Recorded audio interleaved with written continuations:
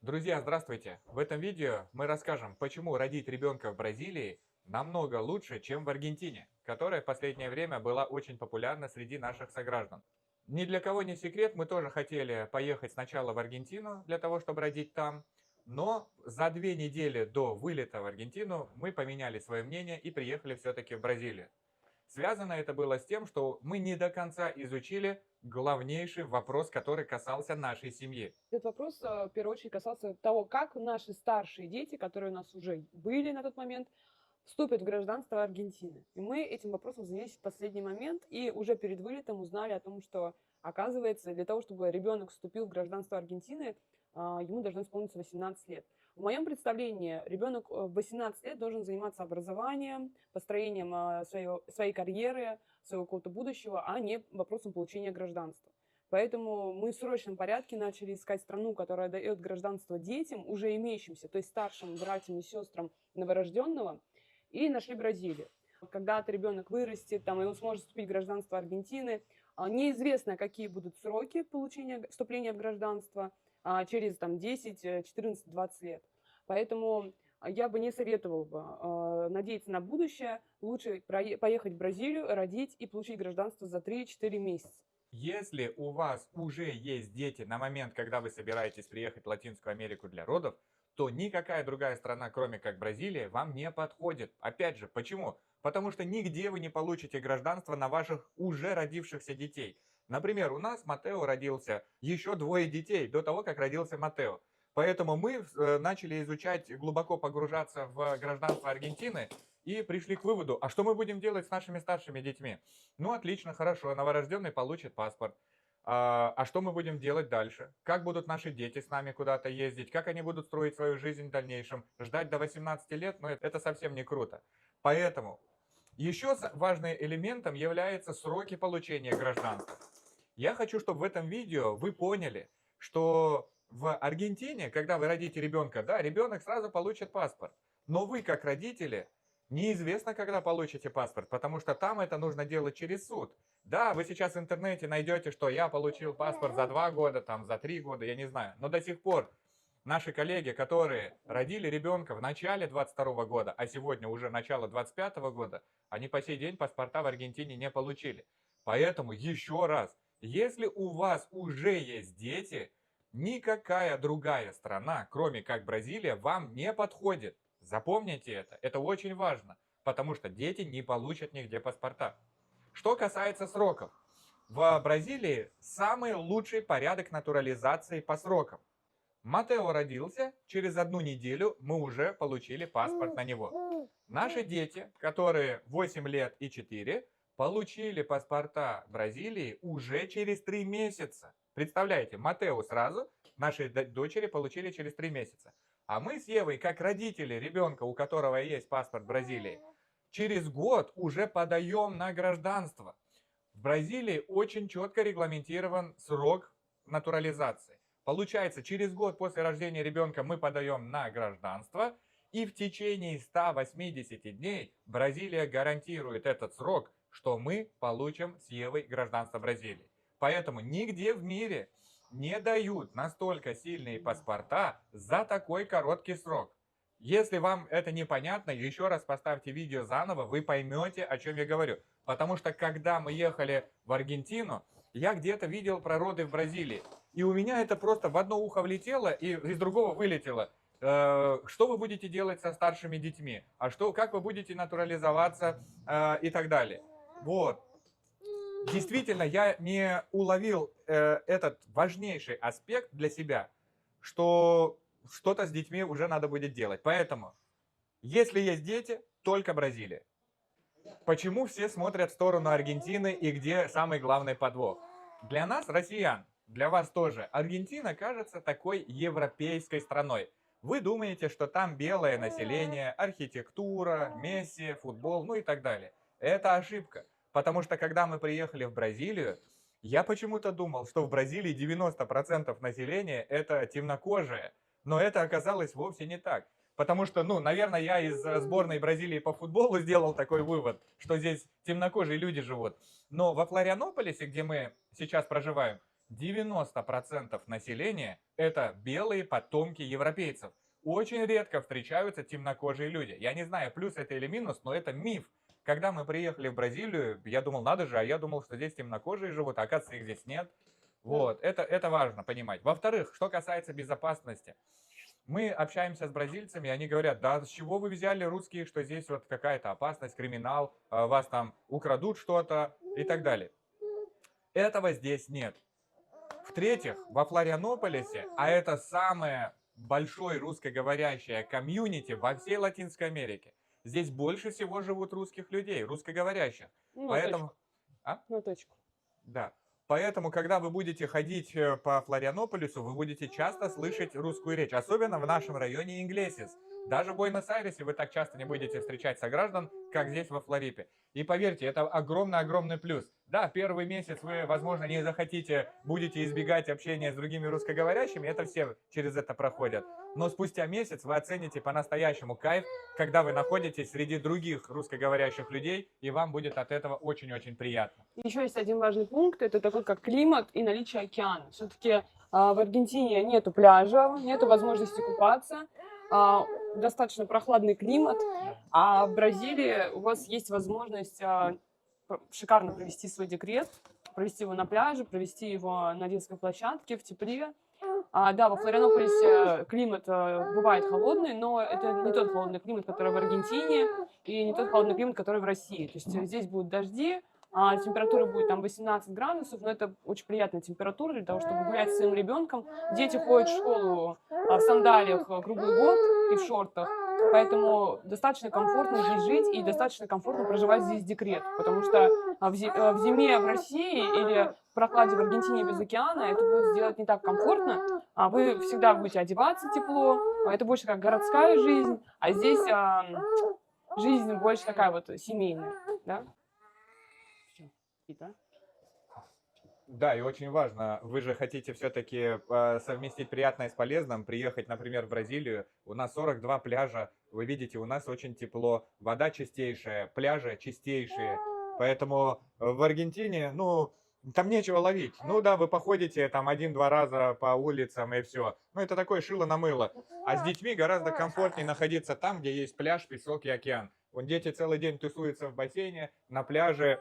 Это круто, это круто. Поэтому сопоставьте все факты, а самое главное, если у вас уже есть ребенок, не езжайте в Аргентину, не делайте тех ошибок на волне хайпа. Все поехали в Аргентину, потому что это белая страна, да, она такая же белая, как и Бразилия. Бразилия такая же белая страна, как и Аргентина. Это надо понимать. Просто вы сейчас смотрите это видео из России, скорее всего, и у вас недостаточно информации. Вы не получите гражданство в Аргентине, если не будете там жить 3-4-5 лет, да? А в Бразилии вы приехали, родили ребенка, все дети сразу в течение 3 месяцев получили паспорта, а если вам нужны еще паспорта, ну, поживете еще годик. Я думаю, что год пожить ради таких сильных паспортов имеет смысл. Тем более пожить где? На берегу океана Атлантического. Все аргентинцы едут отдыхать сюда.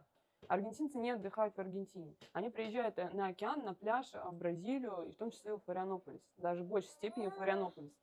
Прожить 1,5 года на берегу, ну даже 1,5 года получается, да, на берегу океана, это... Вряд ли можно назвать это мучением да, каким-то, да? Это шикарная возможность. Вы же не в Сирию какую-то едете там за паспортами, поэтому мало того, что вы прекрасно сами перезагрузитесь за это время, вы попутешествуете, а Бразилия это очень интересная страна, климат, природа, люди, культура и так далее. Ну и в-третьих, у вас будет такой отпуск длиной в год. Ну, мне кажется, это очень весело провести год вместе с семьей, по песку походить. Подумайте об этом. Есть еще один важный пункт. Вот если вы едете в Аргентину, вы наверняка не планируете там работать. У вас доход где-то извне, да, происходит. Значит, вам сам город, как устройство на работу, не нужен. Ну, погулять по Буэнос-Айресу, вы можете купить билет из Флорианополиса за 3000 рублей, и пока вы там живете, ожидая свое гражданство, это легко слетать в Буэнос-Айрес много раз, и погулять там можно, да? Зачем вам ехать рожать в Аргентину и находиться там, в Буэнос-Айресе, с плохой экономикой, с высокой инфляцией, и при этих всех показателях там очень высокая цена на жизнь. Сейчас цены там выросли в разы, и там жизнь сейчас дороже, чем во Флорианополисе, хотя и Флорианополис тоже не считается дешевым местом. Но самый важный пункт. Если вы не планируете работать в Аргентине, вы не планируете там строить бизнес, у вас нет дохода внутри Аргентины, там нету пляжа, там нет океана, там нет того климата, который есть здесь, в Бразилии, там нет такой возможности проводить много времени на улице, в теплом климате, в природных условиях, все равно это город, это грязь, очень много людей жалуются на то, что там все пахнет собаками. Ну, в общем-то, городская жизнь, да, и в ней нет смысла, если вы не собираетесь там зарабатывать. А Бразилия все-таки страна с растущей экономикой. Единственный минус экономический, что здесь не так сильно развит бизнес, но это минус может быть как для потребителя, но плюс, если вы хотите зарабатывать деньги, если вы хотите строить какой-то бизнес. Да, и на парковках, вот, например, во Флорипе 30% машин это будет аргентинских. Все парикмахеры, много очень сотрудников, которые работают в разных местах, они приехали из Аргентины и говорят, что там полная задница, поэтому они едут сюда для того, чтобы работать здесь. Просто это тоже надо понимать. Да, то есть тут много аргентинцев отдыхает. Там, в принципе, в Аргентине негде отдыхать, там нет океана, там нет теплого моря, и все аргентинцы едут отдыхать сюда, в Флорианополис. Поэтому, если вы планируете приехать и получать гражданство, сроки Бразилии вполне позволяют прожить здесь очень комфортно это время, 1 год, податься на гражданство, и после этого вам нужно просто дождаться паспорт. Но дождаться можете его из любой точки мира. Давайте подведем еще раз итог. Пожалуйста, услышьте, не так, как я в России, а в одно ухо влетело, в другое вылетело. Если у вас уже есть дети на момент, когда вы планируете рожать в Латинской Америке, это только Бразилия, потому что ваши старшие дети только здесь получат гражданство. Во-вторых, самые прозрачные и понятные сроки. Дети получают паспорта, можно сказать, сразу. Вы, как родители, через год подаетесь на гражданство, в течение 180 дней получаете паспорт. Третье. Климат, так как вы будете с детьми, это очень важно. Не надоедает пляж. Каждый день там бываем практически. Отдыхаем, чилим. Это гораздо круче, нежели поменять шило на мыло какой-нибудь Краснодар или Москву на Буэнос-Айрес. Ну и все. Если нужен Буэнос-Айрес, 3000 рублей билет, прямой рейс из Флорианополиса в Буэнос-Айрес, полетели, погуляли, вернулись обратно. Четвертое. Экономика. Аргентинцы едут в Бразилию. У вас неверное представление о Бразилии. Это не африканская страна. Здесь белые люди, такие же белые, как и в России и в Аргентине. Сейчас. И важно, Флорианополис – самый русскоговорящий город в Латинской Америке. Приедете, убедитесь. Мы вот ходим на улице, здрасте, здрасте. Вот, ну, как вообще, Как дома. как дома. Друзья, ну а если вы хотите прилететь во Флорианополис и родить ребенка, получить документы на всю семью, смело можете обращаться к нам, потому что мы предоставляем данную услугу под ключ. Никто в Бразилии не делает то, что мы можем сделать. А именно, мы сразу предоставляем вам жилье для проживания, вы будете арендовать его у нас, мы даем вам автомобиль на автомате, достаточно приличный, а также мы занимаемся полным пакетом ваших документов. Вид на жительство, гражданство, все, что имеет вид документа, это все мы тоже делаем. И киллер фича. До того, как вы приезжаете в Бразилию, у вас уже будет сим-карта и банковская карта, открытые на ваше имя. Никто в Бразилии, в Аргентине тем более, не может этого сделать до тех пор, пока вы не получите вид на жительство. А мы сделаем так, что когда вы приедете, уже все документы будут готовы. Банковская карта на ваше имя, сим-карта, жилье, автомобиль и даже такие небольшие, но очень нужные и приятные плюшки, как детская коляска, кроватка, пляжная мебель, это зонтики, стулья, ну и велосипед и так далее. Поверьте, вы самостоятельно тоже можете это сделать. Но когда вы обратитесь к нам, я дам вам детальный расчет, и вы просто сравните. Если вы будете это делать все самостоятельно, намного дороже это обойдется вам. Да даже потому, что арендовать квартиру во Флорианополисе стоит примерно $1000. А для того, чтобы заехать в квартиру на долгосрок, вы должны будете заплатить минимум за 6 месяцев аренды сразу. Но когда вы арендуете квартиру у нас напрямую, причем за рубли, вы можете избежать всех этих ненужных платежей. Даже на недвижимости вы уже экономите существенную сумму. Помимо того, что мы организуем все процессы, важно помнить, что если у вас есть старшие дети, мы также помогаем с их устройством в школы, детские сады еще до вашего приезда. То есть по факту приезда для вас уже будет готова либо бесплатная организация в Бразилии, тут есть хорошие детские сады и школы, но для того, чтобы в них попасть, нужно зачисляться туда заранее.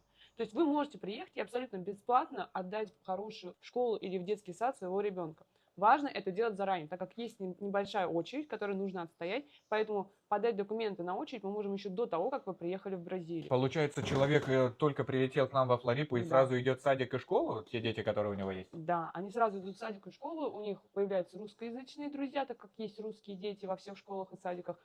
А также у них появляются бразильские друзья.